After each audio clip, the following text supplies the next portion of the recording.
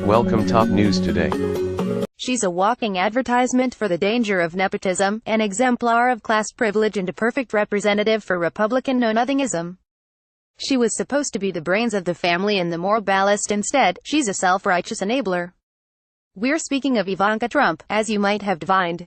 She was out talking nonsense again on Thursday. "I'm really looking forward to doing a lot of traveling in April when people realize the effect that this has. The vast majority will be doing their taxes on a single postcard." Thunk. There's no postcard. That was a prop. And the filing for the first year under the new tax code will be in 2019. She also declared of Sen.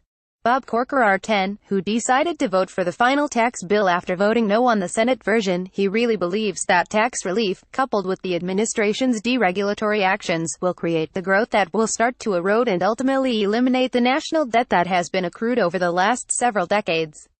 "I'm confident Corker believes no such thing because that would be preposterous, unsupported by any reputable economic analyses."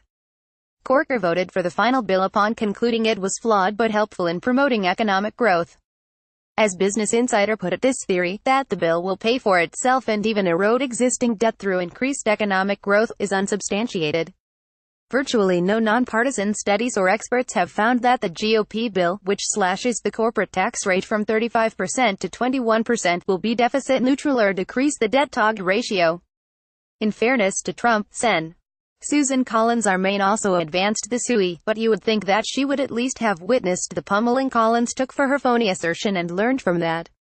When one is not used to being contradicted, one is perhaps less concerned with accuracy. Trump leads the charmed life of one who will be able to take advantage of the reduction in the top marginal rate from 39.6% to 37%. She'll have the best lawyers and accountants to make certain her income is run through a pass-through, thereby reducing the amount counted as income by 20%. If she has been a dutiful Trump daughter, her taxes might look a lot like her father's, which means she and real estate mogul husband Jared Kushner can afford even more lavish clothes, bigger homes and ostentatious jewelry. Remember, the president's claims notwithstanding, he's likely to make a mint. It is clear that President Donald Trump is set to save millions if he signs the Republican tax plan, but exactly how much? Forbes crunched the numbers. It looks like up to $11 million a year from a single rule change. While Republicans were pleading poverty when it comes to funding government programs in the wake of the $1.5 trillion revenue-losing tax bill, Ivanka Trump and Kushner can breathe easy, as can their children. Under previous provisions, married couples could leave $11 million to their heirs before handing over about 40% of their remaining assets to the government. The new rule doubles that limit to $22 million, meaning Trump's children will likely get an additional $4.4 million tax break on their inheritance. She'd like to tout the child tax credit, but that, too, is less than advertised. Sens. Mike Lee Ruta and Marco Rubio RFLA, who championed the child tax credit, came on board with very little inducement.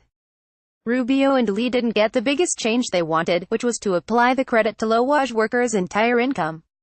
Under their proposal, a minimum wage worker making $14,500 would get a $494 tax credit. Under the current bill, she'll get only $75, according to the Liberal Center on Budget and Policy Priorities.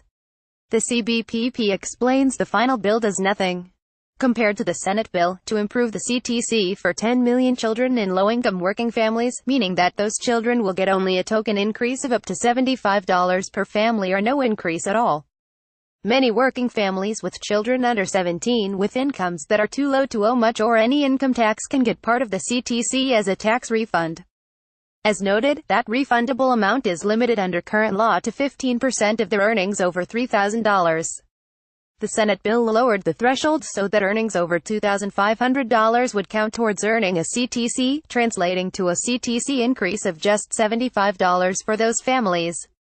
The last minute changes to the CTC do nothing more for these 10 million children. $75 would probably cover Trump's lunch tab at her father's club, but really does nothing for those low-income families. If Trump cared to do her homework, she wouldn't say objectively false things. She wouldn't treat the pittance that Republicans gave to poor families as a grand accomplishment. Then again, perhaps she has learned at her father's need to be a flim-flam artist, a con woman, and an entitled child of wealth who looks out for herself and only herself. Those who thought that she'd bring smarts, empathy and reason to the White House sure missed the mark.